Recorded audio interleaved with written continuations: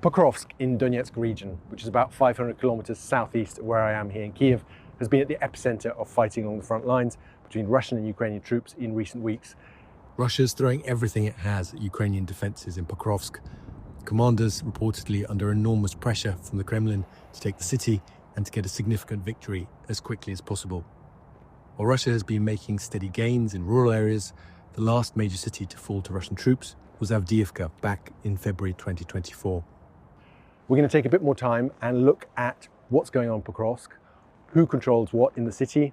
We're going to ask whether there's a risk of Ukrainian forces there being encircled and surrounded. We're also going to ask what it will mean if Russia gets control of Pokrovsk, what that will mean in terms of strategic gain, what that means for Ukraine's defenses elsewhere. We're going to ask whether this could have been avoided or at least slowed down. And we're also going to have a look at what the winter means. We're a couple of weeks away from freezing temperatures, and we're going to ask how that will play out, whether we'll see fighting slow down. How much of Pokrovsk does Ukraine still actually control? Now, there's no independent verification, no journalists on the ground. Obviously, it's too dangerous for that. So it's all a question of fragments of video, of pictures doing the rounds on Telegram, being analyzed by people who can then try and verify the images, try and compare them to landmarks and other things that can be identified to actually work out where different things happened, and hope to be clear also about the chronology if the pictures published are actually up to date. And then obviously we've got claims from both sides who are often overstating what they actually control versus areas where they might have been and then withdrawn back after. Most analysts still talk about downtown Pokrovsk being a grey zone. That means that both sides can be operating in the same areas, not necessarily at the same time. There are reliable reports of Ukrainian units still hauled up in government buildings in the downtown, even though we understand the Russians are operating around it. We put that question of who controls what in Pokrovsk to Yuri Botusov. He is one of Ukraine's most well-known military journalists, someone who's been a long-term critic, vocal critic of the current Ukrainian military leadership, and who is actually now serving in the military. But he's certainly not someone who is towing the line. And he's right now at the front lines, albeit not in Pokrovsk. This is what he had to say. В самому Покровськ, тобто половина міста, знаходиться під нашим контролем, наші війська закріпляються там. Я не бачу зараз необхідності швидко виходити з Покровська, нема для цього ніяких тактичних передумов. І насправді для нас це було б невигідним кроком.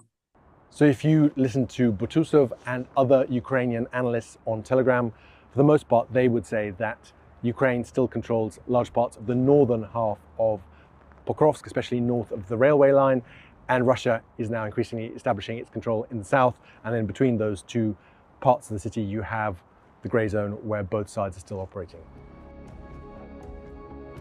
Is Pokrovsk about to be surrounded, and are the Ukrainian troops there going to be encircled?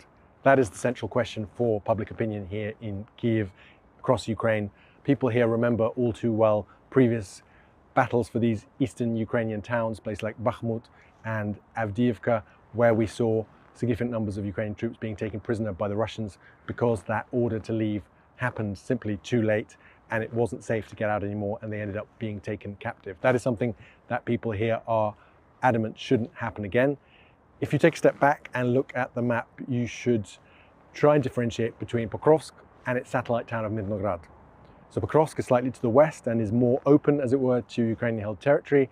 Mirnograd, slightly to the east, only a few kilometers away, is already surrounded on three sides by Russian-held territory. So that is a lot more of a kind of precarious situation to be in. That doesn't change the fact that all these areas are under attack by Russian drones and Russian artillery. So even if you are leaving Pokrovsk further away from Russian control, you're still likely to be attacked, especially during daylight hours if you try and take those roads. There are images doing the rounds of burnt out cars, destroyed cars along all of those routes in and out. We put that question to Frank Ledwidge, someone who was formerly in the British military and is now at Portsmouth University, someone who follows this war in great detail, very closely, whether he thinks Pokrovsk is likely to be surrounded and what the risk is that Ukrainian soldiers will end up being encircled and taken captive there. Will it fall? The answer is certainly yes. And the concern, I think, of many independent observers and many Ukrainians is that the Ukrainians will not make the same mistake they made in Bakhmut and Avdiivka in failing properly to evacuate their forces from that effective encirclement. Although there does seem to be an exit route at the moment, that itself is under Russian fire control. It's very dangerous, to put it mildly. We put that same question to Yuri Butusov, the military journalist and analyst turned serviceman, and he had a slightly different take. He differentiates between Pokrovsk itself and some outlying positions that are already very difficult to supply, that are at risk of being encircled, but he does not believe that it is time to leave Pokrovsk.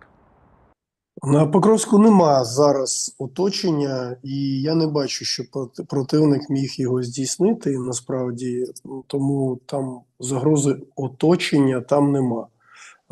Але кілька наших підрозділів відрізані, і я сподіваюся, що вони будуть вчасно виведені.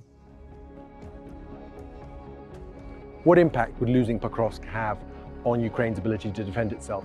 Are we going to see some kind of frontline collapse triggered by the loss of the city? I think if you were to go back 9 months, say, or maybe even a bit longer, people would be talking about the importance of the city for logistics, for supplying Ukrainian positions along the front lines that used to be to the south and east of the city. The reality is that those positions have already been lost. So actually, Pokrovsk has lost significance for Ukraine in terms of logistics. What really matters now is how Ukraine leaves Pokrovsk. If it happens in a timely fashion, in a way that avoids large numbers of soldiers being taken prisoner by the Russian side, or whether it happens too late and in a chaotic fashion. And the other thing is obviously how well they prepared for this. We understand that new defences are being built to the north and west to replace the defences that were in place in the city, and we will only know once they're tested in battle how well that was actually done. Frank Ledridge believes that after Pokrovsk we could see an acceleration along the front lines, with Russian forces pushing further faster than they have been able to in recent months. It won't be a decisive defeat. It's not a strategic defeat, but it will have strategic and conceivably, like any military outcome, may have political ramifications. It will give the Russians, or put the Russians in a far better position. If we look at the pattern of what happened after Bakhmut and Avdiivka, after these huge battles, Russians tended to move rather more quickly over the ground behind those very well fought, bitterly fought over cities than they did earlier for various reasons. And I think this is Syrskyi's general perspective, Syrsky being the commander of Ukrainian forces, that the longer we can hang on to these places, the better for those two reasons. First, the strategic problem of admitting defeat, pushing that down the road. And second, connected to that, giving time for further fortifications to be built. One of the really striking features of this war has been quite how slow and protracted fighting in urban environments can be. Often enough, we've had a situation where the Russian army arrives at a Ukrainian town and the expectation from outside has been that things will be over pretty soon, only for fighting to carry on for weeks and months. That's exactly why Yuri Butusov, the Ukrainian military journalist and analyst turned serviceman, thinks that Ukrainian troops should try to stay in the city for as long as possible. В Покровську ми зараз спираємось на значну кількість будівель. Ці будівлі, якщо ми їх просто залишимо, будуть використані противником як командні пункти, як райони зосередження своїх військ. І вся Покровська агломерація буде використана як район для зосередження і розвитку подальшого наступу в двох напрямках – на Добропілля і на Межеву. Тому я вважаю, що те, що ми зараз продовжуємо бої в Мирнограді, Покровську, це абсолютно виправдано з військової точки зору. Could Russia's advances around Pokrovsk have been avoided, and could Ukraine's military leaders maybe have done more? When you speak to especially foreign experts looking at the situation, lots of them are of the opinion that there is a certain inevitability to all of this, that in a situation where Russia has more resources, more manpower, that Ukraine at best can hope to cede territory as slowly as possible while inflicting the biggest possible losses on the Russian side, in the hope that at some point Russia runs out of steam, is unable to recruit more soldiers and comes back to the negotiating table. But here in Ukraine, there are many critical voices, people saying that the military leadership and that the commander-in-chief, General Syrsky, could be doing more and could be fighting in a more coordinated way.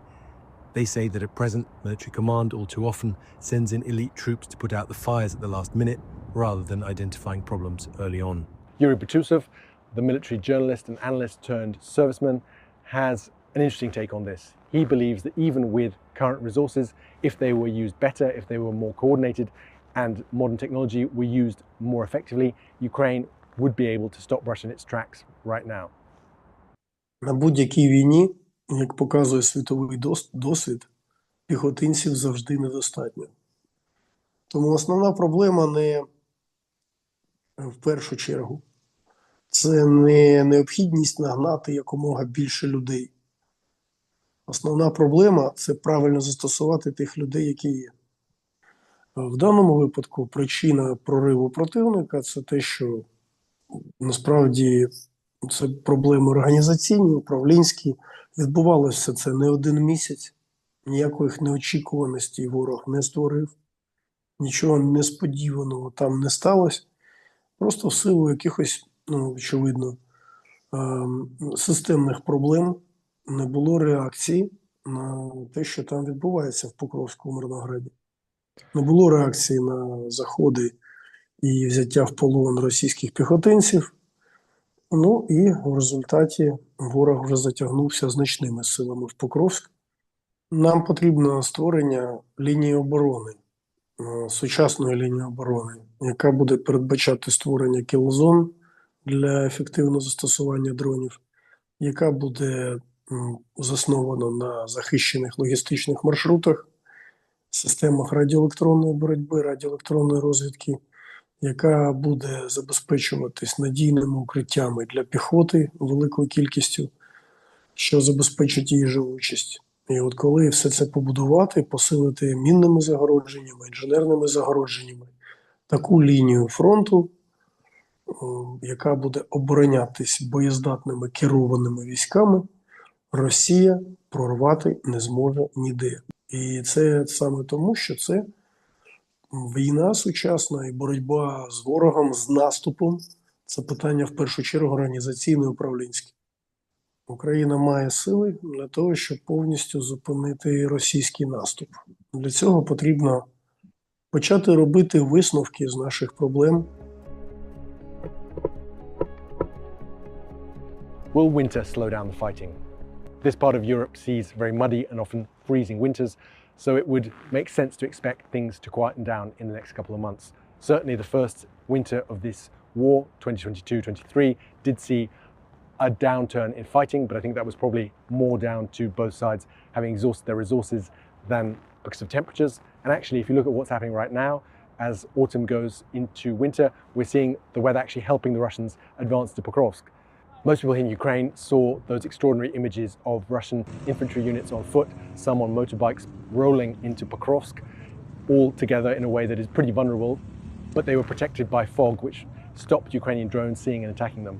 So that has certainly helped them. That kind of cover has helped them now in Pokrovsk.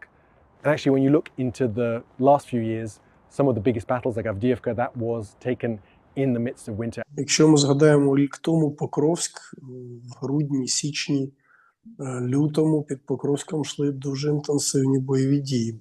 Якщо це використовується нами правильно, тоді зима може бути завадою. Зима – це просто певна тактика і організація військ, і певна тактика боротьби з противником. Тому, якщо ми це можемо використати, так, зима нам допоможе. Росія проводить безперервну наступальну операцію і збирається її проводити до тих пір, поки ми їх не зупинимо на певній лінії фронту.